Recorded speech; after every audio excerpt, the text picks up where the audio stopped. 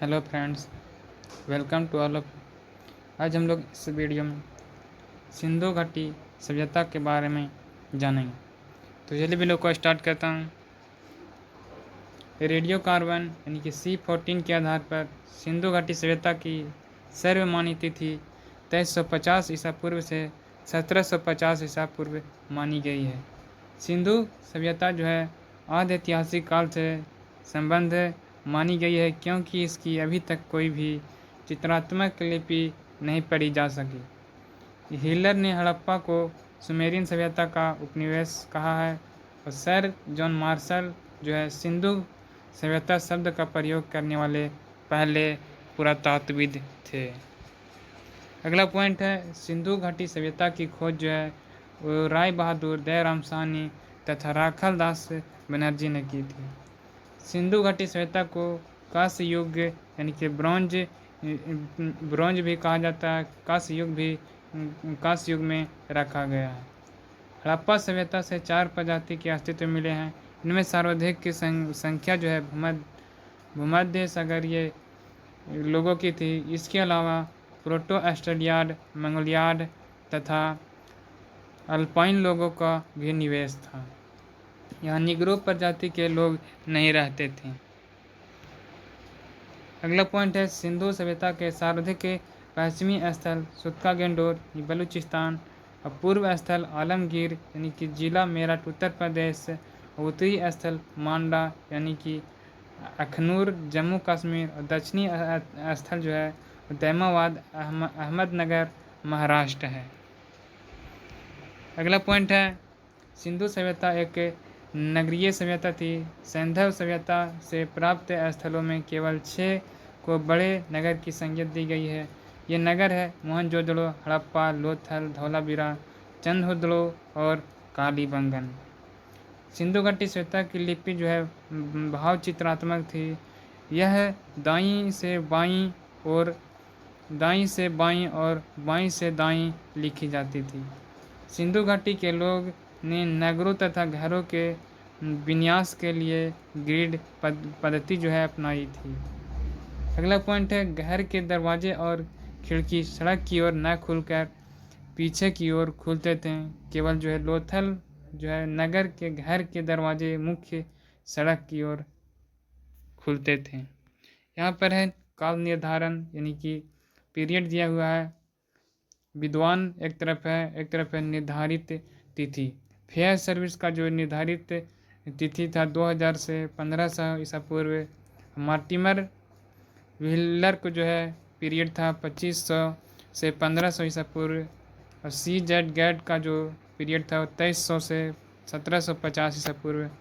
Ernest मैके का period था 2800 से 2500 ईसा पूर्व। जॉन मार्शल का जो पीरियड था 3250 से 2750। और लास्ट है इसमें माधव स्वरूप वत्स का जो पीरियड रहा वो 3500 से 2700 ईसा पूर्व। अगला पॉइंट है सिंधु सभ्यता की मुख्य फसलें जो थीं गेहूं और जौ थी। माप की इकाई जो है 16 के अनुपात में थी। मोहनजोदड़ो से प्राप्त अन्नागार सैंधव सभ्यता की सबसे बड़ी इमारत है। मोहनजोदड़ो से प्राप्त बृहत स्नानागार एक प्रमुख स्मारक है, जिसके मध्य स्थित स्नान कुंड 11.88 मीटर लंबा और 7.01 मीटर जो है चौड़ा तथा 2.43 मीटर गहरा था। अगला पॉइंट है मोहनजोदड़ो से प्राप्त एक शिल पर 3 मुख वाले देवता यानी पशुपतिनाथ की मूर्ति मिली है। इसके चारों ओर हाथी, गैंडा, चीता एवं भैंस विराजमान है। मोहनजोदड़ो से नर्तकी की एक कांस्य की मूर्ति मिली है। हड़प्पा सभ्यता का जो है विस्तार त्रिभुजाकार था। इसका जो है क्षेत्रफल था वो था 12,99,600 वर्ग किलोमीटर में था। हड़प्पा सभ्यता का नगर नियोजन जो आयताकार आकृति में किया गया था। यहाँ पर है सिंधु काल के विदेशी व्यापार, आयातित वस्तुएं और प्रदेश। तांबा जो थी वो खेतड़ी बलूचिस्तान में और चांदी अफगानिस्तान ईरान प्रदेश में और सोना कर्नाटक और अफगानिस्तान यानी कि ईरान में, टीन जो है अफगानिस्तान और ईरान में, गोमेद सौराष्ट्र, लाजवर्द जो है मेसोपोटामिया और सीसा जो है ईरान में इसका व्यापार होता था। अगला पॉइंट है हड़प्पा की मोहरों पर सबसे अधिक एक भृंगी पशु का अंकन मिलता है। लोथल एवं कालीबंगन से अग्निकुंड का साक्ष्य प्राप्त हुआ है। जूते हुए खेत एवं नक्काशीदार ईंटों का जो है साक्ष्य कालीबंगन से प्राप्त हुआ है। लोथल एवं चंदहुदड़ों से मनके के कारखाने मिले हैं।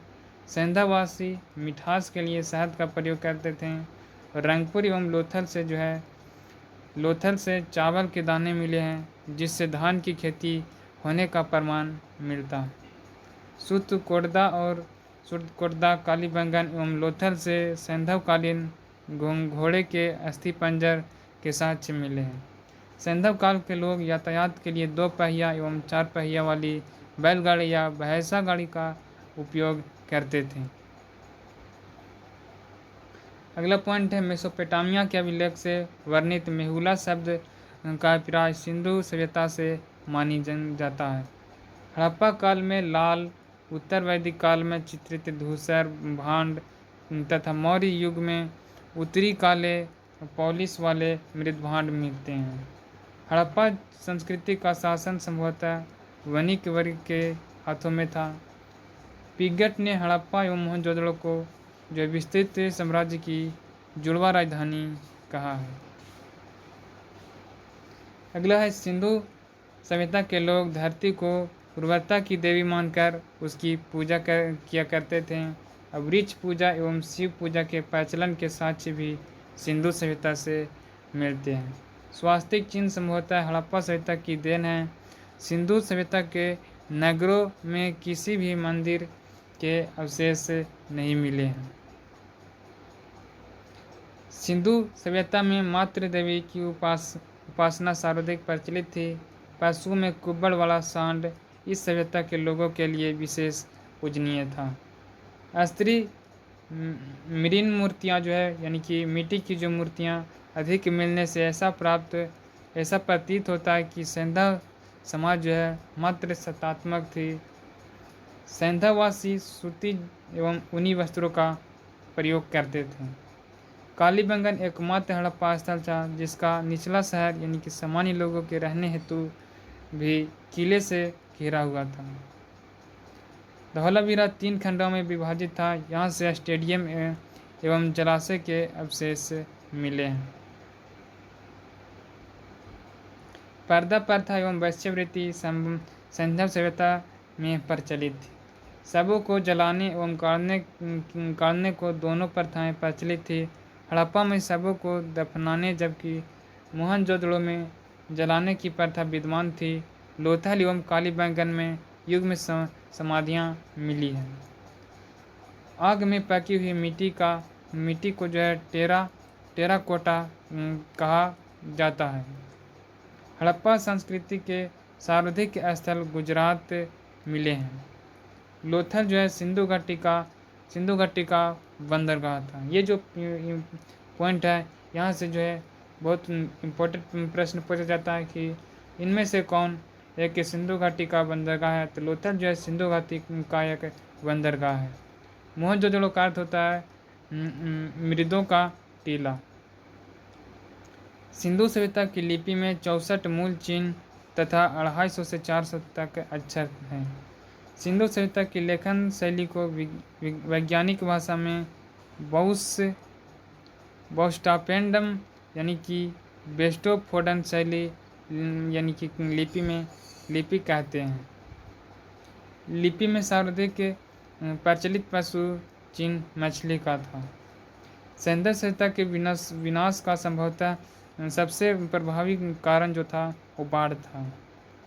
अगला है हड़प्पा तथा मोहनजोदड़ो की खुदाई से पता चलता है कि कई बार इन नगरों का पुनः निर्माण किया गया था।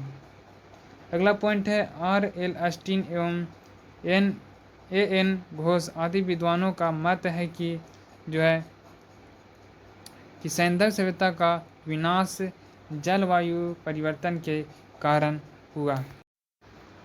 अगला पॉइंट है भूतत्व वैज्ञानिक D.R. साहनी का विचार है कि सिंधु सभ्यता नगरों का विनाश भारी जल प्लावन के कारण हुआ है।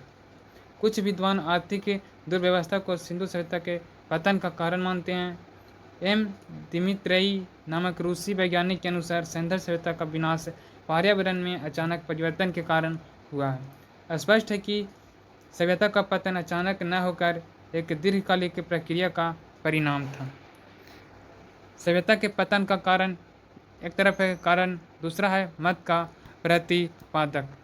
तो नदी की जो है शुष्कता जो है वो शुद्ध और अग्रवाल का जो है प्रतिपादक मत थे। और प्राकृतिक आपदा KUR कैनेडी का मत था। और परिस्थितिक असंतुलन के कारण जो है फेयर सर्विस का मत था। वारियों का आक्रमण और मॉर्टिमर हिलर का मत है।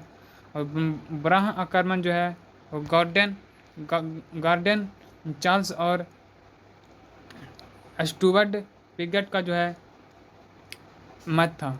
भीष्म वार्ड जो है वो मत था मार्शल मैके व SR राव का जो है वो मत था कि सिंधु जो है सभ्यता का पतन का कारण।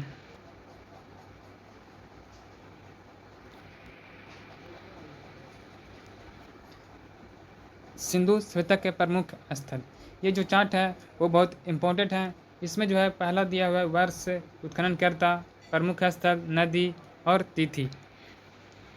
तो जो है 1921 ईस्वी में दयाराम साहनी ने जो है हड़प्पा की खोज किए थे। रावी नदी के तट पर है। ये जो है स्थिति जो है वो पाकिस्तान मोंटगोमरी जिला में है। अगला है 1922 ईस्वी में राखालदास बनर्जी ने मोहनजोदड़ो की खोज की थी। ये जो है सिंधु के बाएं तट पर है और पाकिस्तान सिंध प्रांत यानी कि लड़काना जिला में स्थित है। 1931 ईस्वी में गोपाल मजूमदार ने चंद्रहदड़ो की खोज की थी और जो है सिंधु नदी के तट पर है। जो है इसकी स्थिति जो है सिंध प्रांत पाकिस्तान में है। 1953 ईस्वी में BV लाल एवं VK थापर के द्वारा कालीबंगन का जो है खोज किया गया था। ये जो है घग्गर नदी के तट पर है और ये जो है इसकी स्थिति जो है राजस्थान हनुमानगढ़ जिला में स्थित है। 1953 में जो है फजल अहमद ने कोर्दिजी की खोज की थी। सिंधु के बाएं तट पर स्थित है। सिंध प्रांत खैरपुर में इसकी स्थिति है। 1953 में रंगनाथ राव जो है रंगपुर की खोज करते हैं। ये जो मादर नदी के तट पर स्थित है और गुजरात यानी कि काठियावाड़ में इसकी स्थिति है।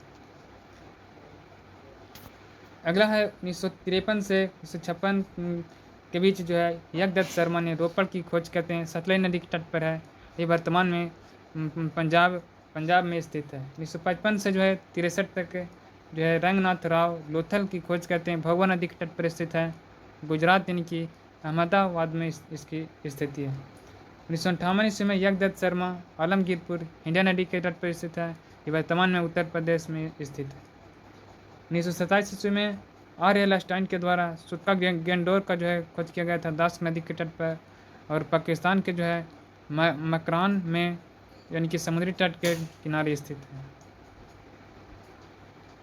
1962 में जो है जॉर्ज डेलस ने जो है इनकी खोज करते हैं।